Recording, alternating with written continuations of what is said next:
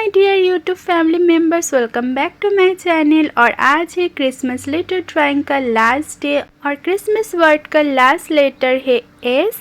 और एस से हम बना रहे हैं सेंटा क्लॉज का कार्ड। से मुझे याद नहीं आ रहा एग्जैक्टली इसको क्या बोलते हैं, मे बी स्लेज या ऐसा कुछ बोलते हैं। अगर आप लोगों को पता है इसको क्या बोलते हैं तो ज़रूर से मुझे कमेंट करके बताओ कि इसको क्या बोलते हैं। और क्रिसमस लेटर का ये 9 सीरीज़ आप लोगों को कैसा लगा ज़रूर से मुझे बताना। अगर आपको इस तरीके की वीडियो अच्छी लगती है तो मेरी इस चैनल को ज़रूर से सब्सक्राइब करना, और वीडियो अगर पसंद आ रही हो तो ज़रूर से मेरे वीडियो को लाइक करना और शेयर करना अपने उन दोस्तों के साथ जिनको ड्राइंग्स अच्छी लगती है या फिर जिनके बच्चे हैं और वो चाहते हैं कि क्रिसमस रिलेटेड उनको कुछ इजी सा ड्राइंग सिखाए। आई होप मेरी इन ड्राइंग्स से उनको थोड़ा सा भी हेल्प होगा कि मैंने इन वीडियोस को किड्स फ्रेंडली रखा है ताकि वो लोग इनको देख के बहुत इजी से ड्राइंग कर पाए क्रिसमस रिलेटेड।